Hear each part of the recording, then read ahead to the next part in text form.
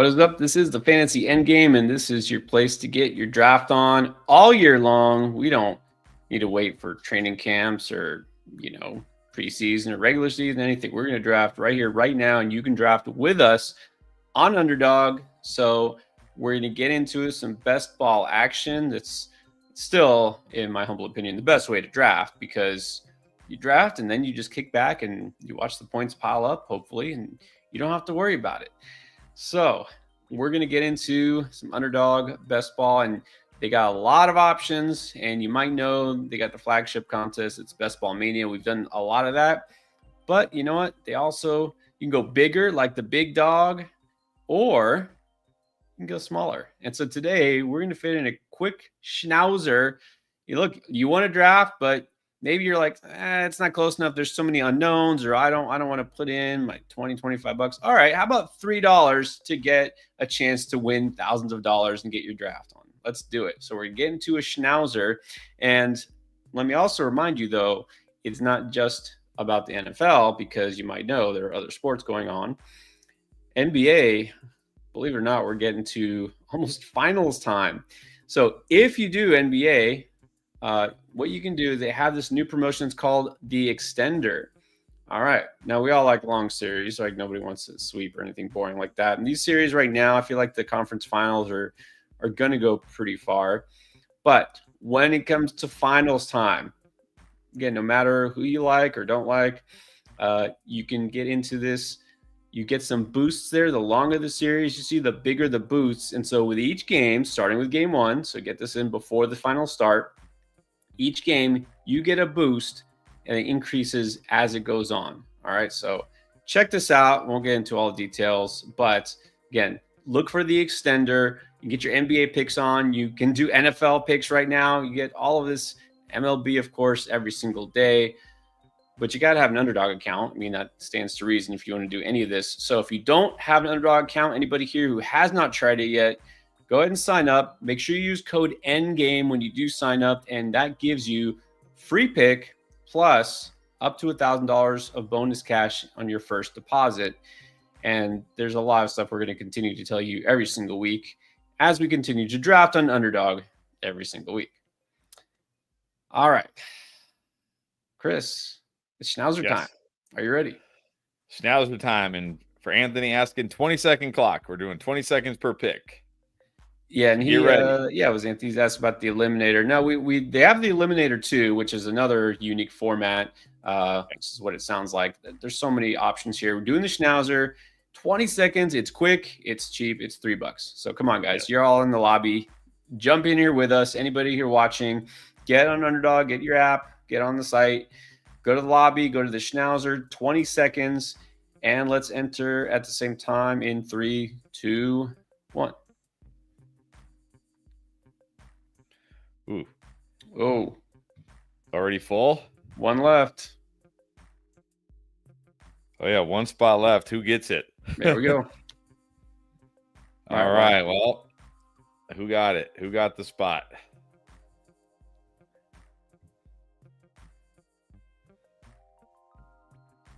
Well, I don't know if it was anybody in our audience, but at least we're in the same one. Yeah, we're in the same one. Do I recognize anybody? BTFD, Nino, Kingpin, CDN. And there's you, of course, at the 5. I got the 10. That's an interesting spot. I haven't had the 10 much. Sean, I don't recognize anybody here. I don't know. I think all the endgame people are in another draft. Yeah. Anthony says he was the first one in the next draft. Oh well. All right. Well, you know what? You can draft alongside us. We'll see how your draft goes differently than ours. All right. Good evening, everybody. Cooper got in. He's saying he's CDN. So he's going to snipe you all draft, and then you're going to snipe him. Oh, perfect. Oh, yeah. We got 2. Luis said he's in here, too. He's the 7. Luis is at the 7. So we got a couple people in here. Okay, so the 4, I'm the 5, Luis at the 7, and you are at the 10. 10. I like the 10. It's pretty good. All right. Let's see. Aha. Yeah, it's pretty nice there. Didn't snipe me. Got exactly what I wanted. Bijan at the 5. That's pretty nice. I've noticed Gibbs is kind of fallen after. Remember earlier in the offseason, he was like an easy top 3, top 5 pick. This is a couple drafts in a row where I've seen him go outside the top 5. Which I think is more appropriate. Well, I'll tell you, see, like right there, Luis took Nabers at the 7. I'm doing one a slow draft. I'm trying to get a couple of Schnauzers in because also one thing didn't mention is it's a 20 entry max, right? So 20 of these get in there. Max. So I love my concurrent slow drafts. And at the 7, Gibbs was still there. And you know what? I took Nabers because I believe in Malik Nabers, league winner this year. You know what? I like that pick. I like that too. I like Nabers there. Gibbs, fine. Nothing wrong with Gibbs, but I just like the weekly upside of Nabers so much more. Oh, man, I was so close to a Nico CMC start. That would have been amazing, but we'll go Nico Derrick Henry. Yeah, actually, the next video that's going to come out on Wednesday, I break down what I think the first round of fantasy draft should look like. And I have Malik Nabers ahead of Gibbs in that ranking as well. So, and of course, well, I guess it doesn't matter. I was going to say this is half PPR. That's for full, but I mean, Jameer, it doesn't really matter, I guess. We're true. Yeah, of course. And we're watching. You probably know, Underdog. It doesn't matter. It's one thing I like is you don't have to guess what's the format. It's always half PPR, and so just the prize pool and the entry fee is the only thing that changes. Oh man. Okay, hold on. I'm gonna go Lad here. Yep, I like Lad there. But yeah, I just the only thing, what argument could you use against Nabers as a first rounder? You cannot use the quarterback situation because it's honestly any of those 3 quarterbacks, even if it's like Jackson Dart, blind and in his first NFL start, can't not be possibly worse than whatever they were throwing out there last year. So there's really no way to justify Malik Nabers not being a first rounder, I don't think. Oh, no, for sure. I think Malik Nabers has the upside to be the highest scoring wide receiver. I'm not saying that's what he's going to be, but he has that kind of upside. He was second behind Jamar Chase in targets, but he only had 1,200 yards despite all those targets because his quarterbacks were so bad. And I think he had like the 5th most deep targets or something like that last year, but he, hardly his deep whatever catchable target rate was horrible, was like way down at the bottom. Of course, nobody can hit a deep throw. And whatever you want to say about Russell Wilson these days, he can still throw up those moon balls. We saw that with Pickens last year. He can still chuck up those moon balls. And Malik Nabers is a great contested catch guy, kind of like Pickens. So, yeah, I think Nabers is due for a monster season. But I'm also really happy getting Nico at the 10. I feel like Nico might be the most slept on stud wide receiver in the game. Like Nico has been nothing but unbelievable the last 2 years. Why is that going to change? Like because of Jaden Higgins and Jalen Noel? I mean, I like those guys, but come on, these are rookie wide receivers. Like, are they coming in and taking Nico Collins' job? Like, I don't understand why Nico borderline disrespected. Oh yeah, exactly. The target share is not in any danger because you have to remember that even though it wasn't most of the year, at least for the first part of the year, he had Stephon Diggs there to contend with. And then for, I don't know, what was it, half a year, some of the year, Tank Dell was there. Yeah, no, I think Nico Collins also kind of a no-brainer. The one that's interesting to me is he's not always a first rounder. In fact, usually he's right outside the first round, but barely. Like he was 13 today. He's like the next up is Drake London. And I almost feel like Drake London in a different way. I'm not saying the situation is the same, but I almost feel like the way people are valuing him is not only similar to last year, but also kind of like with Marvin Harrison. It's like, well, we feel like he should be there, right? Like he belongs there. But are you convinced that he is like right there with that tier of first round receivers? To me, there's at least like a little bit of a gap. Well, I mean, yeah, but then you look at the next tier, like Lad McConkey, AJ Brown. Like, should he be in that tier? I feel like maybe he's ahead of those. He should be ahead of those guys. AJ Brown is, I mean, he's been that guy, hasn't he? Hasn't AJ Brown proven that he's a number one receiver? Oh, he's definitely. Oh no, he's definitely proven he's a number one receiver. But I feel like Drake London proved that last year. Can I say I feel like AJ Brown is always a little overvalued in fantasy? Like, I think where AJ Brown is going this year is probably okay. But remember, in years past, you had to always draft this guy pretty much as like a top 10 pick in fantasy. And the problem for AJ Brown, especially the problem we saw last year for AJ Brown with the addition of Saquon Barkley, is they didn't throw the football. And there were many, many, many weeks where AJ Brown was just, putting up duds because he was only, they were only throwing the ball like 20 times. I honestly feel like, again, I don't want to spoil the video that's coming out on Wednesday, but I don't feel like Puka should be in the first round. There's a player in the second round that I've put in the first round, which if you've been watching this, you probably know who it is. I feel like Puka and Drake London are more comparable to me.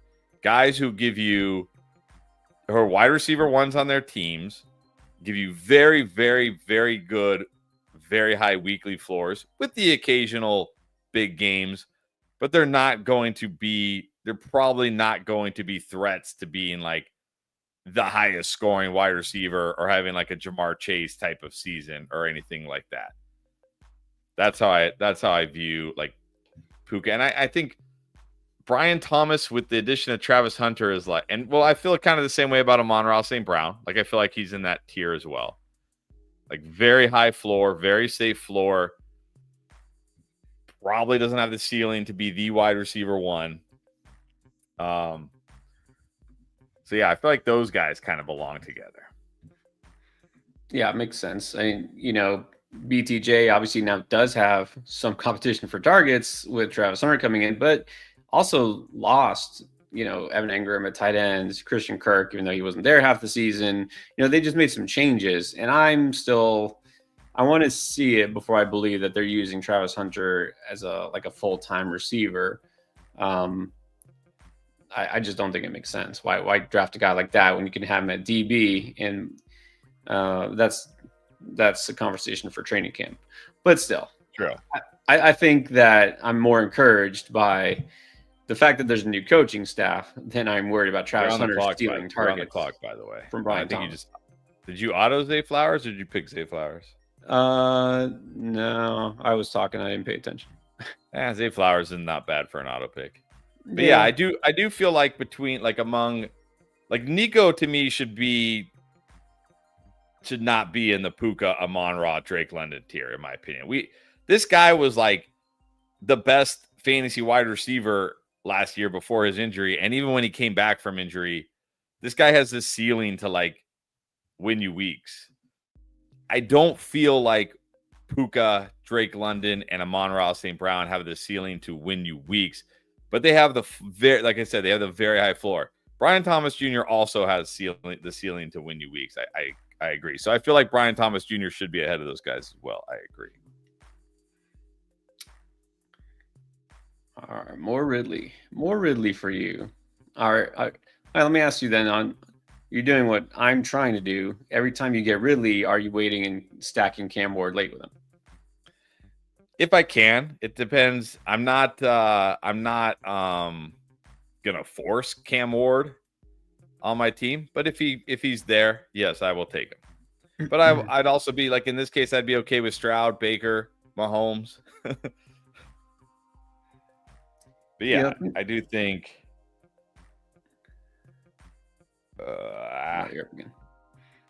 Do we go old Kamara or young Kamara? You know the answer to that. But I do like Kamara this year. I do feel like Kamara is being undervalued.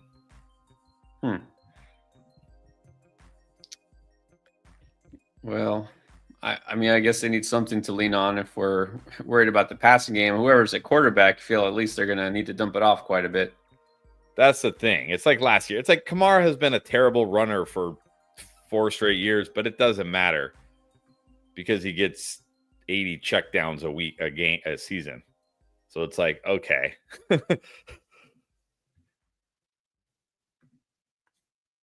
It's close. It's close there between Henderson and Kamara for me, for sure. Yeah, well, I might have had to take him if he fell to me, but he didn't. I do like Devin Neal. But I'm not sure he's a threat to Kamara. And even if he's a threat in the ground game, it doesn't matter. Kamara's been terrible on the ground for like 4 straight years. It's the receiving. But yeah, I'm loving this team so far. Nico, Evans, Worthy, Ridley at wide receiver, Henry and Travion at running back. it's pretty nice. One thing I'll say for Henderson, and it doesn't mean you should load up on all rookie running backs, but the one thing in a tournament style format like this with the rookies is more likely to come on late in the season, and that's where you want them to come on, right? Is the later weeks as opposed to the veteran who might wear down.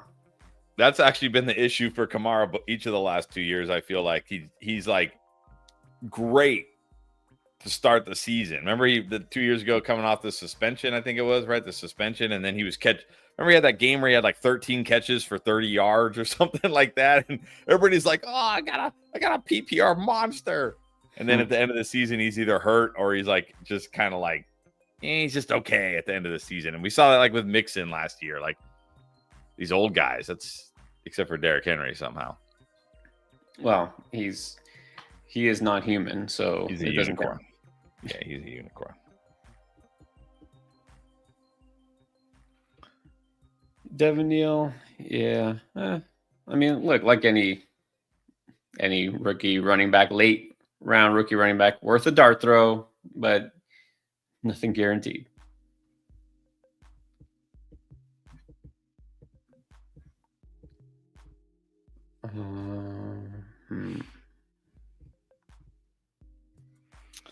Well,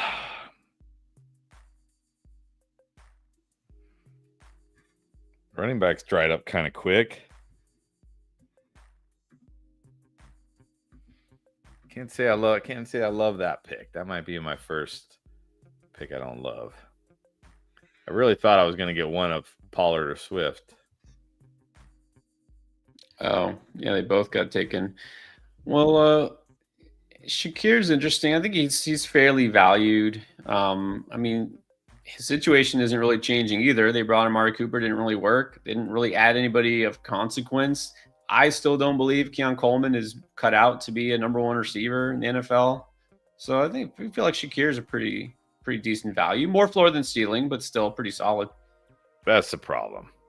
More floor than ceiling, and this isn't the format you want to be chasing floors. And I do have to take a little exception that you're disrespecting my boy Josh Palmer. Oh, Josh Palmer. Well, I'll say this for Josh Palmer. In the dynasty leagues where I somehow have him, I haven't cut him. So there's that. I mean, look, there's I'm not saying Josh Palmer is going to be like but I'll say this about Josh Palmer. Like, he's a reliable wide receiver and he's a big wide receiver. So if not, he could be like a Cortland Sutton light, like a guy who doesn't get a ton of receptions, doesn't get a ton of yards, but gets like 8 to 10 touchdowns. Like maybe somewhere between like a Nick Westbrook-Akine and a Cortland Sutton. Like not touchdown or bust like Westbrook-Akine, but doesn't quite give you the floor of Sutton. You know what I'm saying? Like, so. Yeah. I don't know if I like that pick, but it's interesting now. Scatterboo has moved up. He's jumped Tyrone Tracy in ADP. Yeah, which I'm not surprised. I mean, number 1, rookie fever. Yeah. Number 2, we have to remember Tracy, A, is not really a running back. B, is already 25 years old. And C, fumbled the ball like it was his job last year. So, like, I don't think they drafted Scatterboo because they're all in on Tyrone Tracy. No, they'll both be used. It'll be some sort of committee at first, and then we'll see who handles it better, who breaks away, takes the job. I don't know. But Right. I actually have a lot of Tyron Tracy already in Underdog Best Ball. So I think I need to start getting a little bit more Scatterbo. Well, I know you were drafting him before the NFL draft in case the Giants did nothing at running back, which is smart. And it's not like Tracy's dead. It's not like they drafted, Omarion Hampton or Ashton Genty or something. Yeah. No, I don't think the draft stock that they put into Scatterbo means Tracy is a non-factor.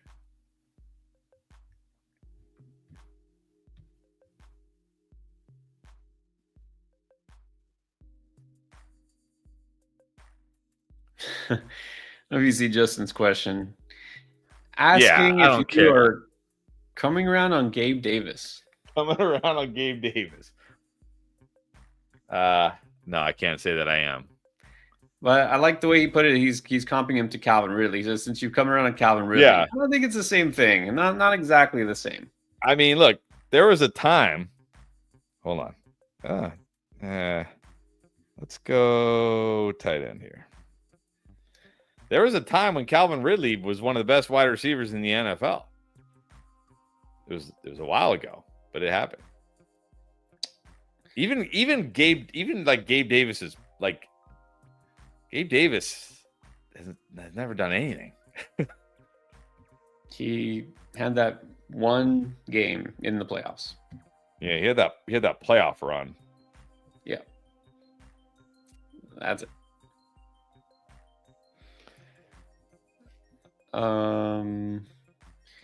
Yeah, so Antoine, he's saying he doesn't see Scatterbo taking Tracy's job. I mean, it's like anything, right? Rookie, especially guy who wasn't taken in the first, second rounds, he's going to have to earn his reps. They're going to, ease him into things. And then by midseason, he could take over or he could not. I mean, we'll see. It's probably realistically going to be both.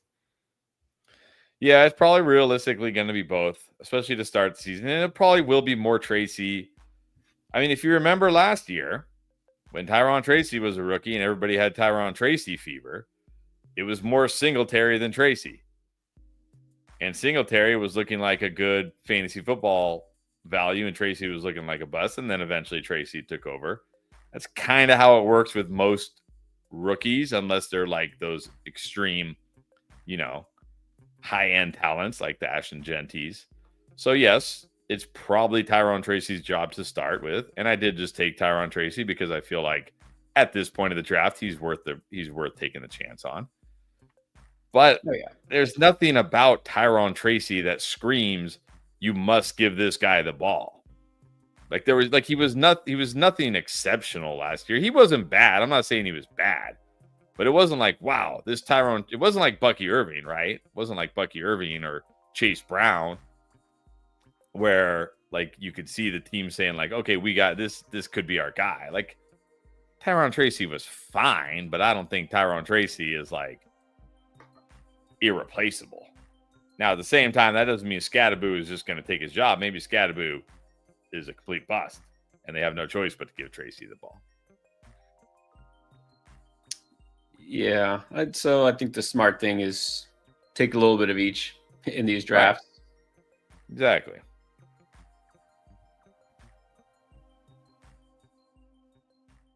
Oh, man, I had David Njoku all queued up.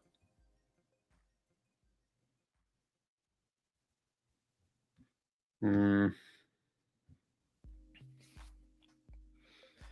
then you got sniped on Javonte Williams. Double rats. No, that's okay. I'll play boring here. Stack with Jameson.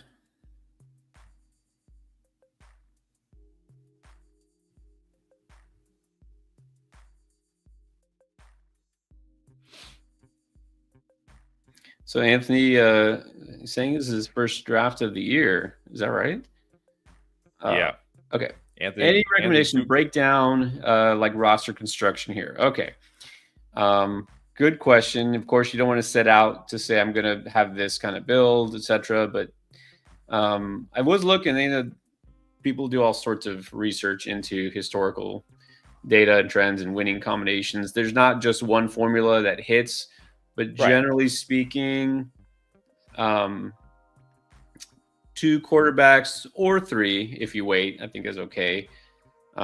2 tight ends or 3 is okay as well. I don't think there was a big difference. And then I think if I recall, you want at least 6 running backs. I think once you get past 7, it's just you're not getting anything on your return. So like a 2-6-8-2, is that pretty much it? Yeah, I think my most common build is 267 2-6-7-3, because I usually wait so long on tight end that I usually end up drafting 3 of them. But yeah, I think the most important thing is that 2 to 3 QBs, 2 to 3 tight ends. And then when it comes to running backs and wide receivers, my general rule of thumb is, you don't want you're probably not going to take more than 6 running backs unless you do like a really extreme 0 RB build where you're drafting, like, you're waiting until round 8 or 9 or maybe even 10 to take your first running back. But it's going to come down to, I always am also thinking about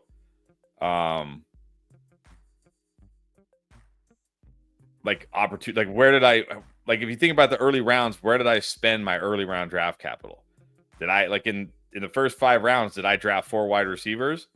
Then I'll probably end up drafting more, like, I'll probably go heavier on running back.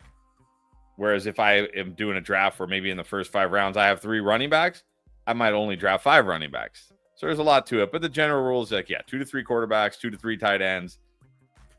Generally, probably don't need more than 6 running backs. Of course, every draft is different. Depends how it plays out.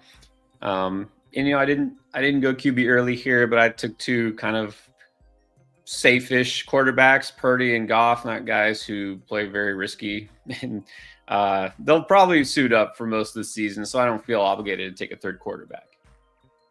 Yeah, another thing you got to look at this time of year, because we do know bye weeks for the quarterbacks and the tight ends. You do want to pay attention to bye weeks, because you probably don't want 2 QBs on the same bye, because then you just take a 0 that week. Yeah, that's one thing that's changed now. We do know the schedule, so I don't look too hard at that. Some people even like having their players on the same bye, get out of the way with. I mean, I don't know if there's much to read into that. Okay, let's see. My turn. I'll go strange.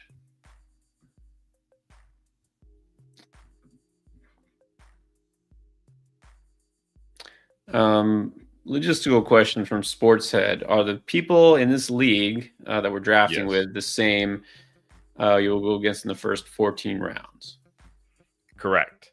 So the first 14 weeks of the season, after week 14, the 2, I believe it's I don't know how it is in the Schnauzer. I know for Best Ball Mania, it's the 2 highest scores from this draft right here, from these 12 teams, will advance. Then you'll get put in with different people. Right. So goal number 1 is just to advance regular seasons, just like in any fantasy football, right? Make it, win your league. But then if you want the real money, you're looking long term. One thing I feel like hasn't been brought up as much, because after, what was it, Best Ball Mania, was it 2 or 3? Remember the whole playing for week 17 and just looking at the schedule and the stack and the counter stack and basically drafting your team around championship week. I think people took it too far. Because sure, if you think you can build the optimal lineup based on who's playing just in that week, assuming you get there, that sounds great, but it doesn't work that way. I mean, I'm looking at players, individual opportunities, talent, all that, more so than the schedule. Sure, schedule could be a factor, but there's so many variables at play. You just need guys who can have those spike weeks, bottom line.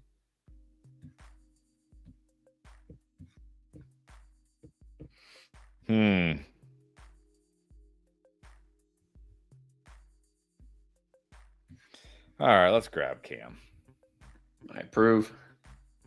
We'll go 3 QBs here.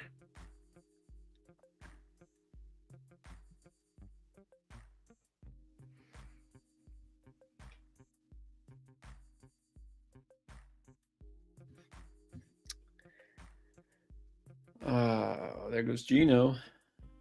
Now, one thing I'm curious, are you taking any? We talked about the Giants receivers, but like, let's say you get a Judy or Tillman or Njoku, even in the last round, are you taking any Browns quarterback, like just flyer on Shador or Flacco or any of them? Probably not. I mean, you can do better at quarterback than those guys, I think. You should. I mean, you can get last round. I mean, you can get last round Russell Wilson, Jackson Dart. Like, at least we know like Russell Wilson can still throw that moon ball, and he's got Nabers. You know what I mean? Like, I'd rather just take a chance on those guys. My thinking of this. So there's one of those other drafts I just did. So I had 2 quarterbacks, but I didn't go early at all. And it's like, okay, I need a 3rd quarterback, and I had Malik Nabers was my 1st round pick. So then I'm like, okay, let me take Giants quarterback. And then, my automatic response to that is Russell Wilson. I think he's a starter week 1. He'll probably start most of the games. We don't even know, honestly, if we'll see Jackson Dart, and that's just not me, right? Didn't Dayball say, I prefer him to sit all year? Of course, he'll probably be forced to play him at some point for some reason or other, but still. I'm not going to draft Jackson Dart, who may play or may not play, may play 2 games, may be horrible in the games he plays. But then I'm like, okay, what if it's like, all right, first half of the season, first 10 weeks is Russell Wilson, and then he plays bad enough or gets hurt or they need to do something. What if the late part of the season, it's Jameis Winston? Do I want the upside of the second half playoff Jameis Winston instead of Russell Wilson? Yeah. It's we don't know, right? We don't know how it's going to play out there in New York. I think if I had to pick, it would be Russell Wilson, because I'm pretty sure Brian Daboll has already said he's a starter. Well, yeah, I know he's going to be the starter at the beginning of the season, but that's my thinking here is, do I want the guy who's going to start week 1, or do I want the guy who's going to start, later in the season?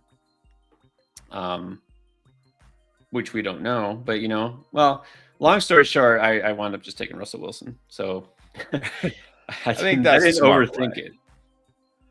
Yeah, I think Russell Wilson's a smart play. Well, I did overthink it, but then I wound up just doing the same thing anyways. Ooh, I just got sniped on Will Shipley. Didn't expect that. All right. We'll go Ertz, even though he has the same bye as Ingram. Let's have to make sure my 3rd tight end has a different bye week.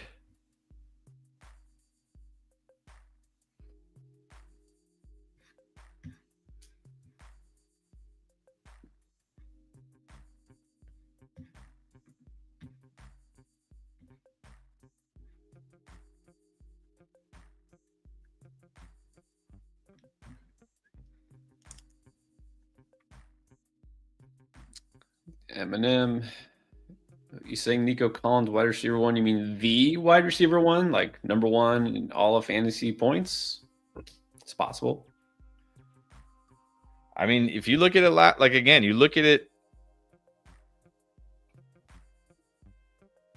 Hold on, let me make this pick. Let's grab Schultz to pair with Stroud and Nico.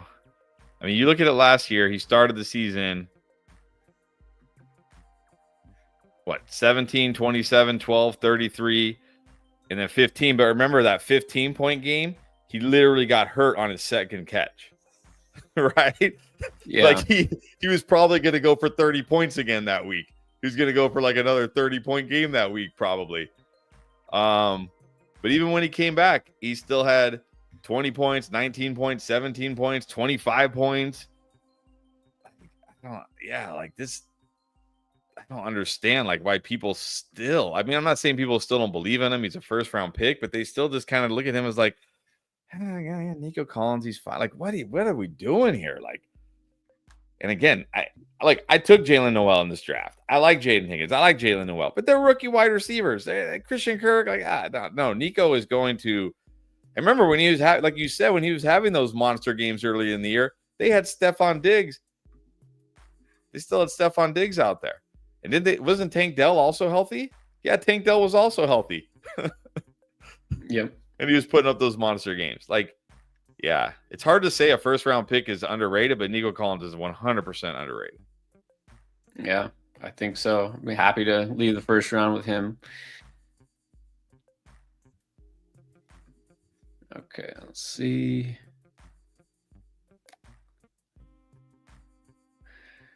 True, it's true. Kenny's saying Tank Dell was not very good before the injury, but he's still got targets. Yeah, but he's still got targets. He was still out. I mean, like, they're rolling into this season with 2 rookies and Christian Kirk. And they're not rolling in with Malik Nabers as a rookie, Brian Thomas Jr. as a rookie, Lab McCoy. I mean, it's Jalen Noel and Jaden Higgins. They're fine. I like them. Like I said, I like them, but yeah. Nico's a monster, and he's perfect for this format. Because like in one play, he can make your week. Like we saw in that 15-point game, he had that 70-yard touchdown. Unfortunately, he tweaked his hamstring on it. Yeah. All right. Tight end number 3. I like Chig.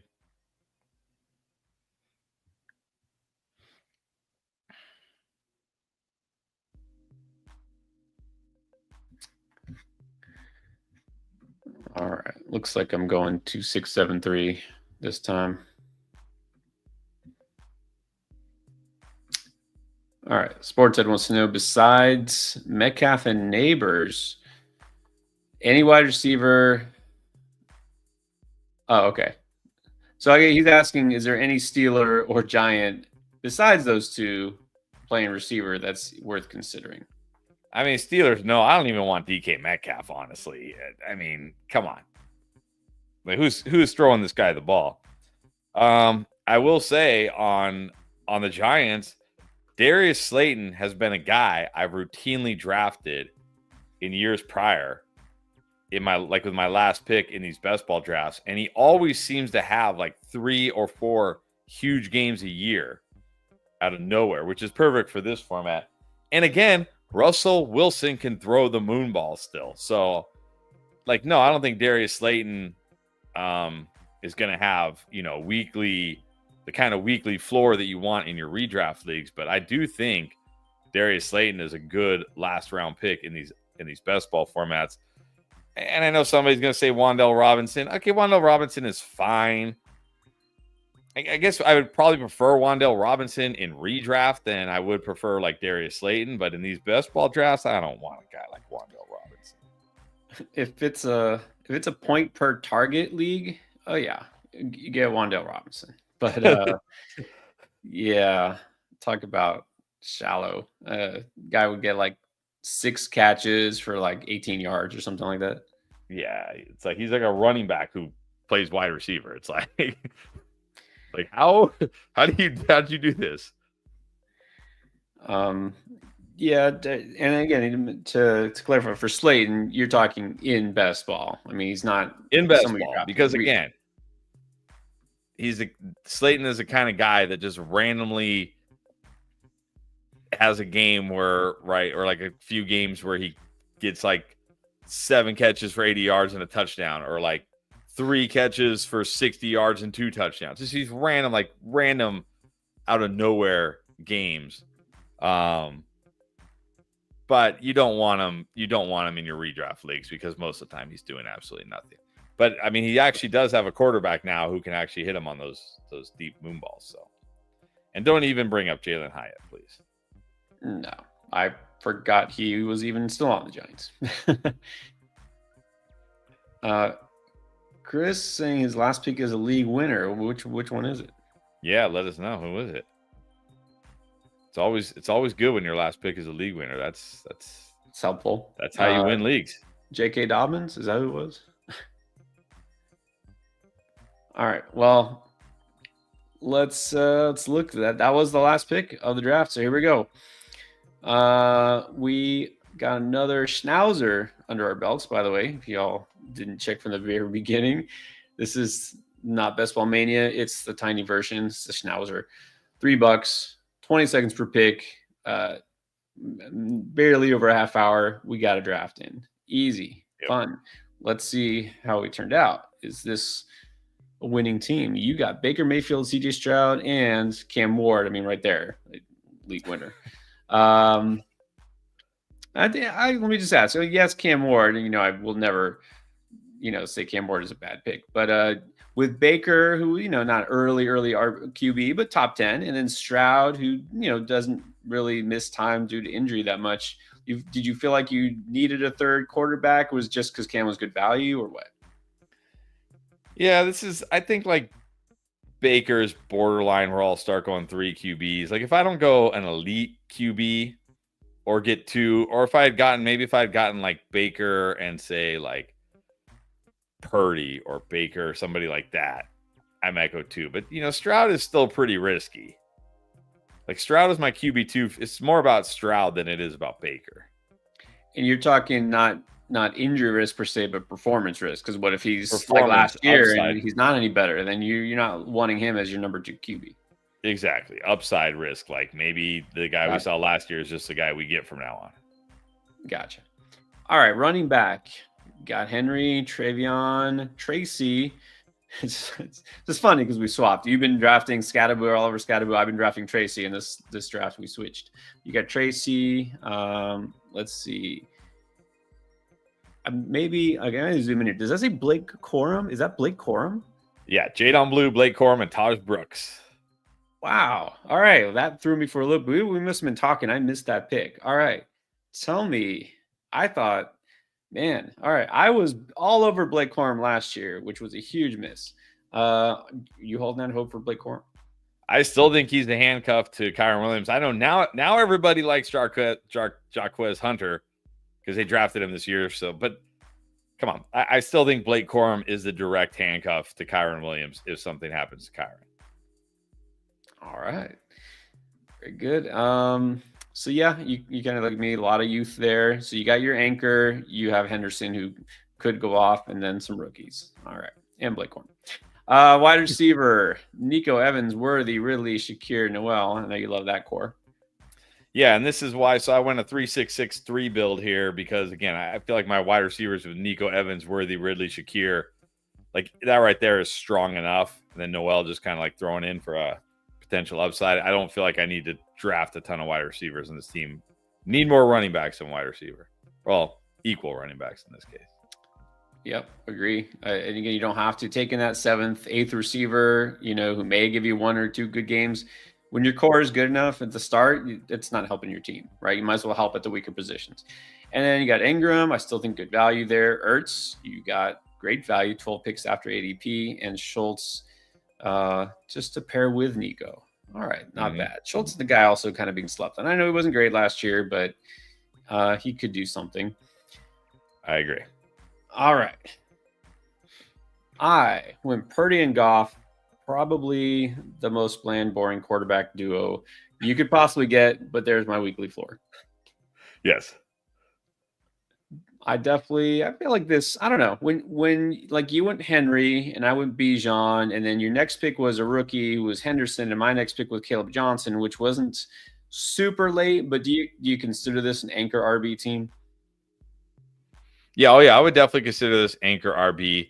I noticed you went Jarquez Hunter, so you're out on core. You're on to the next. You're out with the new apparently.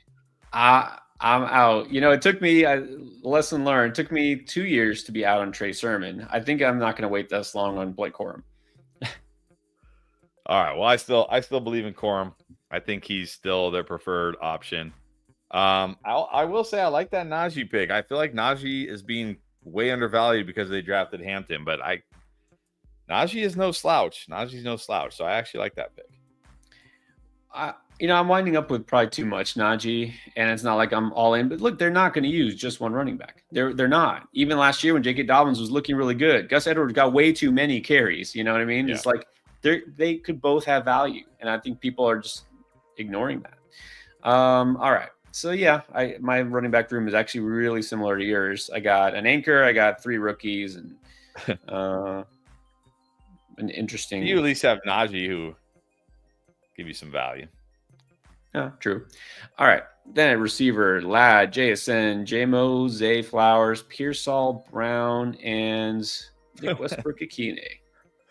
I mean, I don't know if you needed the Nick Westbrook-Akine pick, but I love these wide receivers, even with the Zay Flowers auto pick. I mean, lots of weekly upside here. Tons of weekly upside.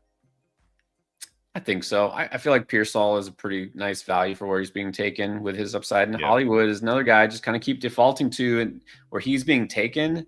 I mean, Doesn't need to you get got me him more at than a pick couple. 140. You got him at pick 140. I know. That's like I can't say no. Yeah, I mean, the risk is completely gone. Exactly. All right. And then my trio of tight ends, I got a lot of Brenton Strange, went with Gesicki and Chig. I feel like Chig also, I want to try more to have teams where I can combine Chig and Cam Ward because they're going so late. Yeah, I think exactly. I think Chig is a great value at tight end. All right. Well, there we go. And thanks to everybody who drafted with us, Luis, and everyone else who watched as well.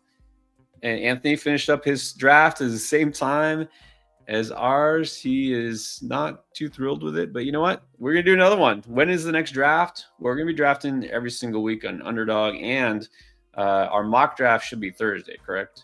Mock draft Thursday, Best Ball Mania Wednesday. All right. There you have it. Before the baseball stream, Anthony, so you have no excuse. The baseball stream on Wednesday, the midweek. And you want to know whenever something goes live, whether it's a live stream or got a new video coming out, because it's got new videos coming out constantly. Of course, turn on notifications. Make sure you're subscribed if you haven't already. And likewise, for the baseball channel, go ahead and head over there, subscribe, notifications. We'll see you all on the next one in a couple days.